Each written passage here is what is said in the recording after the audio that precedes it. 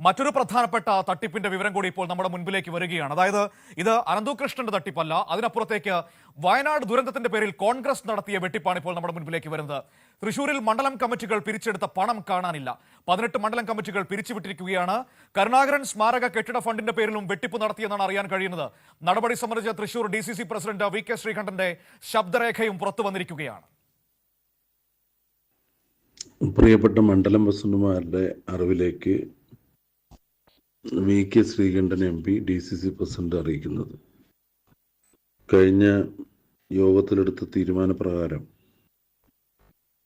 Wayanad fund പൂർണ്ണമായിട്ടും അടയ്ക്കാത്ത താഴെ പറയുന്ന മണ്ഡലം കമ്മിറ്റികളെ സസ്പെൻഡ് ചെയ്തതായിട്ട് അറിയിക്കുകയാണ്. 1 തിരുവില്ലാമല, 2 കുഴൂർ മണ്ഡലം, 3 പൊയ്യ മണ്ഡലം, 4 വരവൂർ മണ്ഡലം, 5 താന്യം മണ്ഡലം, 6 അതിരപ്പള്ളി മണ്ഡലം, 7 ചൊവ്വന്നൂർ മണ്ഡലം, 8 ദേശമംഗലം മണ്ഡലം. ഇത്രയും മണ്ഡലം കമ്മിറ്റികൾ വളരെ നിരുത്തരവാദപരമായിട്ടാണ് വയനാട് ഫണ്ട് അടയ്ക്കുന്ന കാര്യത്തിൽ പ്രവർത്തിച്ചിട്ടുള്ളത്. ഇത് വളരെ ഗുരുതരമായ വീഴ്ചയാണ്. പലതവണ യോഗത്തിൽ അറിയിക്കുകയും നേരിട്ട് തന്നെ ഫോണിലൂടെയും നേരിട്ടും ഒക്കെ അറിയിച്ചിട്ടും ഇത് കാണിക്കുന്നത് കടുത്ത അലംഭാവമാണ്. അതുകൊണ്ട് ഈ മണ്ഡലം പ്രസിഡന്റുമാരെ തലസ്ഥാനത്ത് നിന്ന് സസ്പെൻഡ് ചെയ്തതായിട്ട് അറിയിക്കുകയാണ്.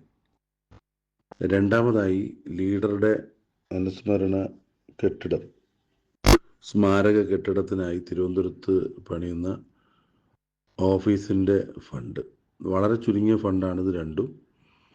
ഇതിലും വളരെ ഗുരുതരമായ വീഴ്ച വരുത്തിയിട്ടുള്ള മണ്ഡലം പ്രസിഡന്റുമാരെ സസ്പെൻഡ് ചെയ്യുകയാണ്.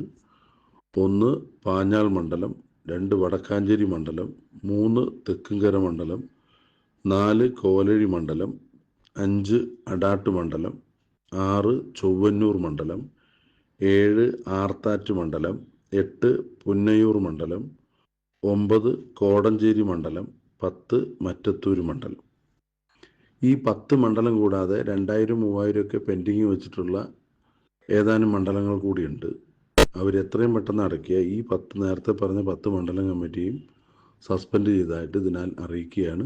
രേഖാമൂലം കത്ത് 2 ദിവസത്തിനകം നിങ്ങൾക്ക് എല്ലാവർക്കും ലഭിക്കും.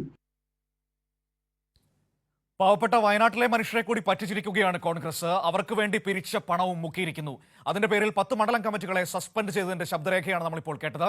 ശരത് ഓങ്ങല്ലൂർ ചേരുകയാണ്. ശരത്ത്, കോൺഗ്രസ് വയനാട്ടിലെ ദുരന്തബാധിതരെ സഹായിക്കാൻ വേണ്ടി ഈ നാടൊട്ടുക്ക് ഈ രീതിയിൽ ഫണ്ട് പിരിവ് നടത്തുന്നുണ്ടായിരുന്നു. ഇപ്പോഴിതാ ആ ഫണ്ട് പിരിവിലും വലിയ വെട്ടിപ്പ് നടത്തിയിരിക്കുന്നു. പിരിച്ച പണം എവിടെ പോയെന്ന് ആർക്കും അറിയില്ല. 10 മണ്ഡലം കമ്മിറ്റികൾക്കെതിരെ നടപടി സ്വീകരിക്കുന്നു. എന്താണ് സംഭവിച്ചത്?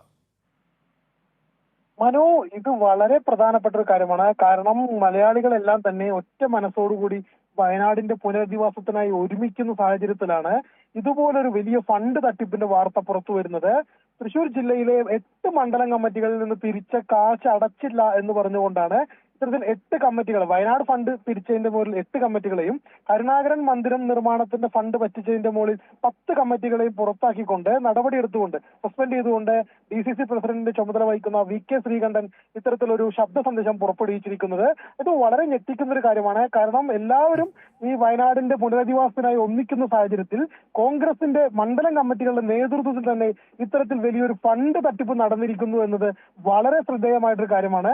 ഇതിനോടൊപ്പം തന്നെ അങ്ങനെ 8 മണ്ഡലം കമ്മിറ്റികളും കരുണാകര സ്മൃതി മന്ദിരത്തിന്റെ, തിരുവനന്തപുരത്ത് നിർമ്മിക്കുന്ന കരുണാകര സ്മൃതി മന്ദിരത്തിന്റെ ഫണ്ട് നൽകാത്തതിന്റെ പേരിൽ 10 മണ്ഡലം കമ്മിറ്റികളെയാണ് ഒറ്റയടിക്ക് VK ശ്രീകണ്ഠൻ MP സസ്പെൻഡ് ചെയ്തിരിക്കുന്നത്. മനു, ശരി, മലയാളികൾ ഒറ്റ മനസ്സോടെ നേരിട്ട ദുരന്തമായിരുന്നു വയനാട്ടിലെ ദുരന്തമെന്ന് പറയുന്നത്.